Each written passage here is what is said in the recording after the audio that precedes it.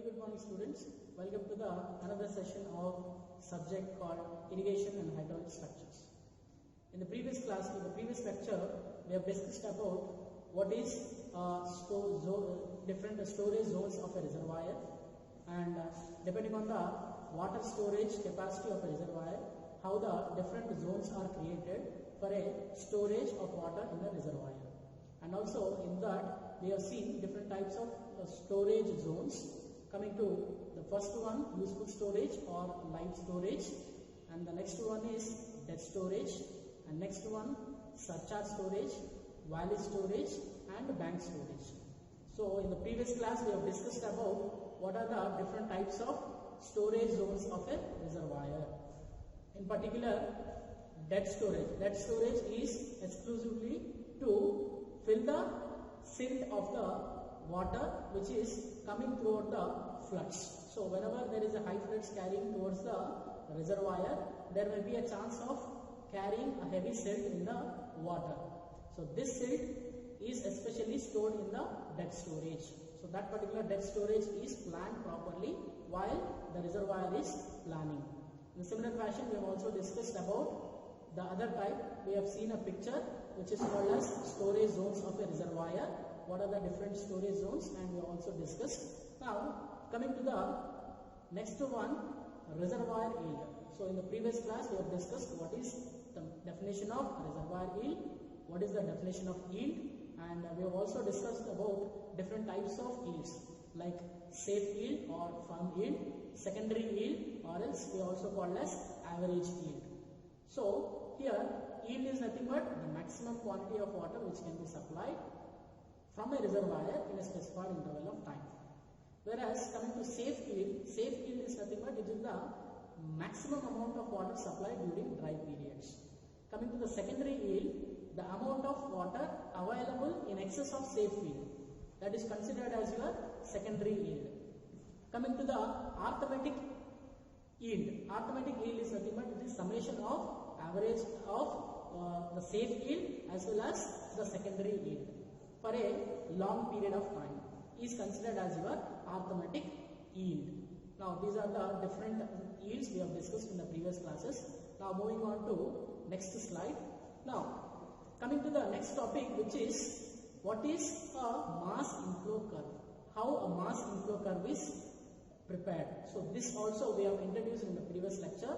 Now we are going to study in detail about mass inflow curve, what is mass inflow curve and how it is prepared, and what is the what is the data used for in the preparation of mass inflow curve, that we are going to discuss now. Now if we see, there are two figures, one is a unit hydrograph and the second one is mass inflow curve. For the preparation of this mass inflow curve, we need to take the help of unit hydrograph. Here this unit hydrograph is plotted between the time discharge with respect to time, what is the amount of discharge which is coming as an inflow towards the reservoir, whereas the inflow values are calculated or noted down with respect to time. So that is how a unit hydrograph is prepared. Now similarly, coming to the mass inflow curve, with the help of this unit hydrograph, we have to prepare a mass inflow curve. So this mass inflow curve is completely dependent on the data which is available in the unit hydrograph. Right?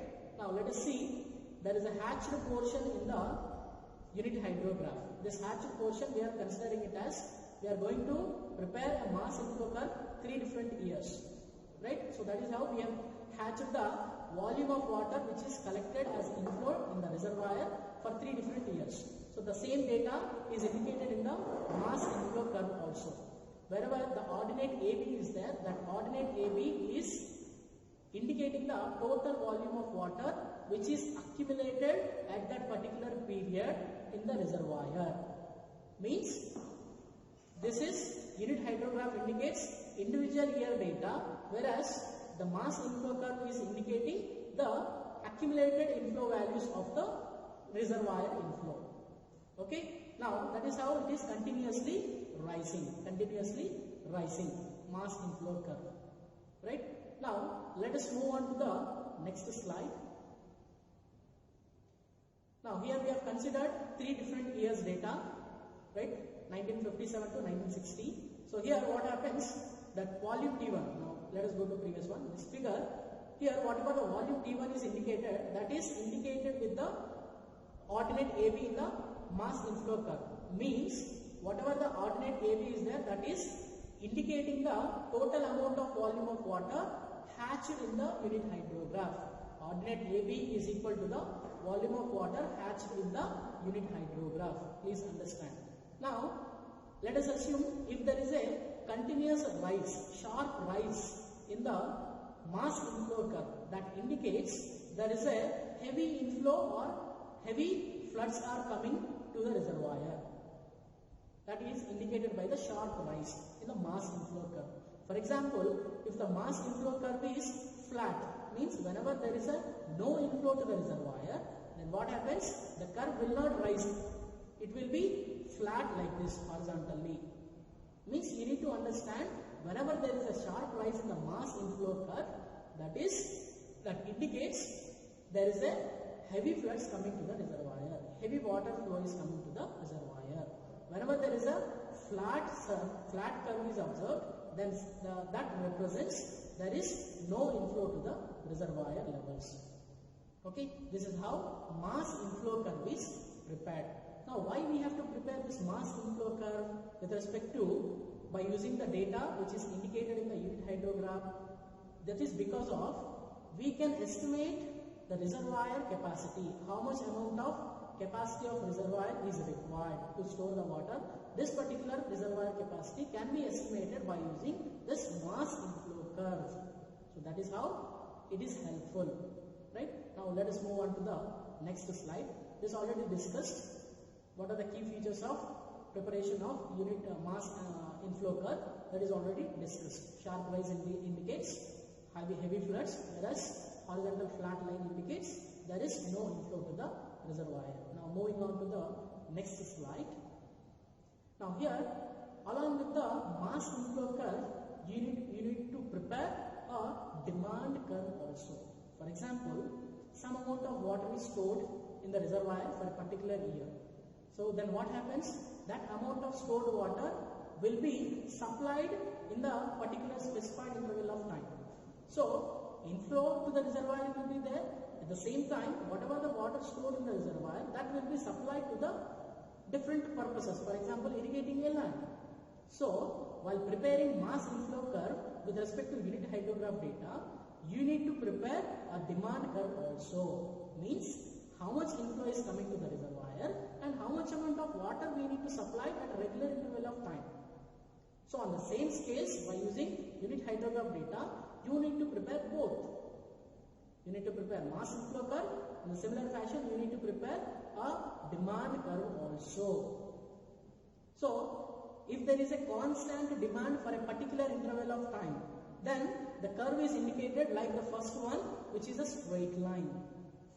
The straight line indicates there is a constant demand for a particular period of time. For example, a year. In that year, in this year, there is a constant demand of water. Whereas if you see the second figure, this particular figure is varying, it is not straight. That indicates there is a variation in the demand for this specified interval of time. So, depending on the inflow, depending on the demand required, you need to plot mass inflow curve as well as the demand curves also. Right? Now, let us move on to the next slide. Now, here how we will calculate the storage capacity of a reservoir. You can see the picture. This picture is indicating the unit hydrograph values. We have considered, initially we have considered 3 years data from 1957 to the year 1960. So, the same, by taking the same data, we are calculating this reservoir storage capacity. Now here, whatever the curve is there, this curve is indicating the mass inflow values. Mass inflow curve means what is the amount of water which is coming to the reservoir, accumulated values of inflow. In a similar fashion, below that you can observe a triangle. This triangle is indicating that what is the demand of that particular interval of time. Now here it is indicated that the demand is 3,400 hectometers per year. So that is the demand. Now the curve, whatever it is there, mass inflow curve, that indicating the inflow to the reservoir, whereas this triangle is indicating the demand for the demand of water. So now we have to balance both this. Now how the storage capacity is estimated, let us see. Now on the abscissa of the curve, you can observe three different curves are forming in the mass inflow curve. So whatever the highest point, apex is there, that particular apex is noted.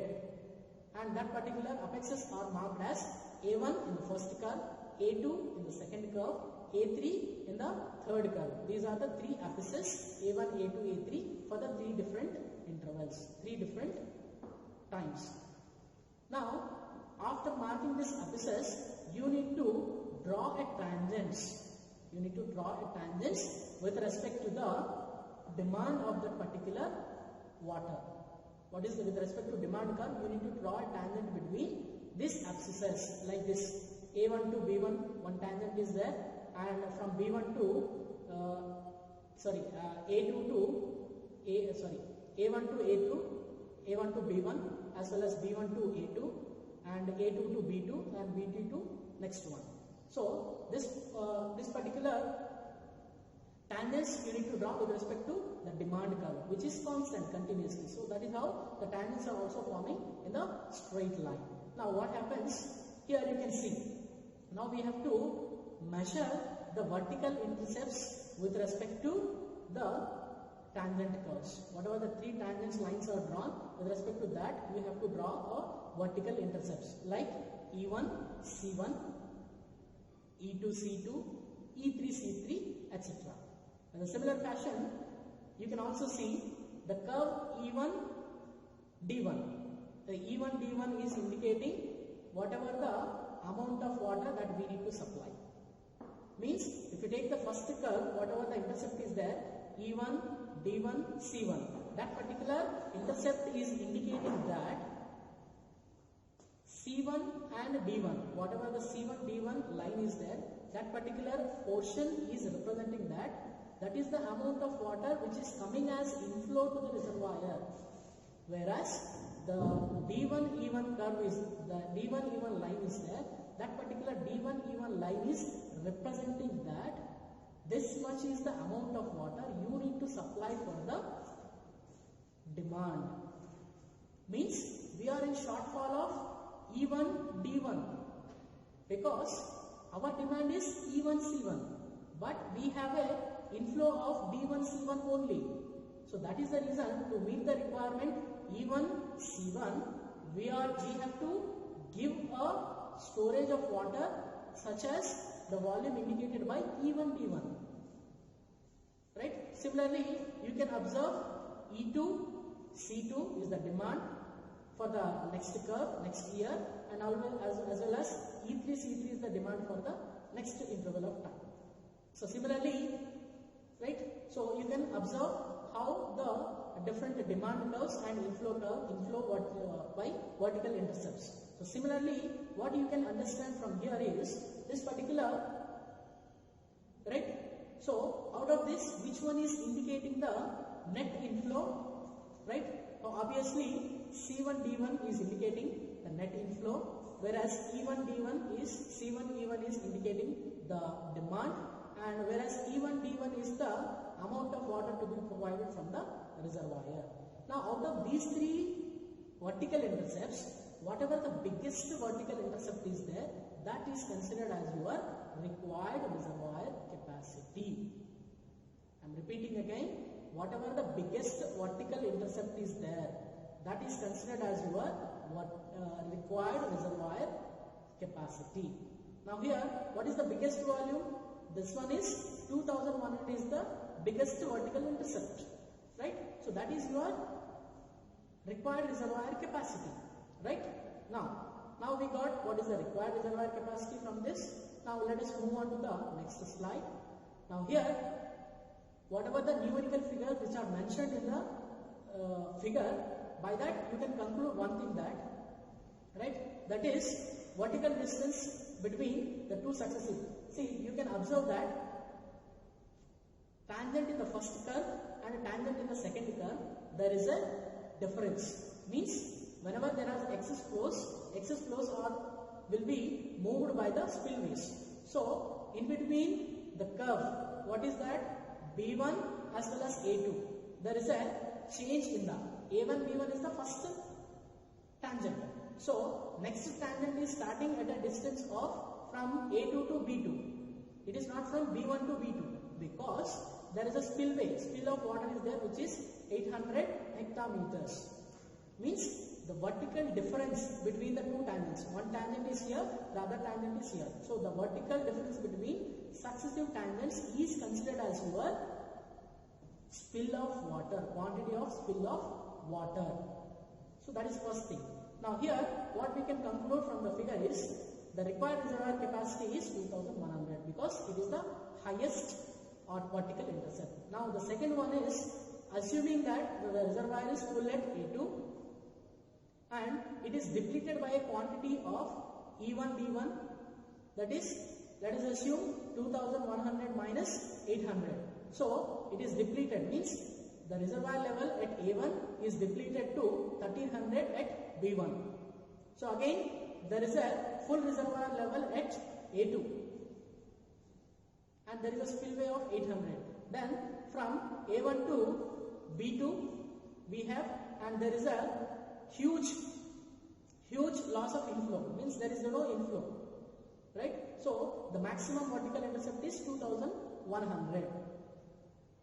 Now let us assume the reservoir is full at B1.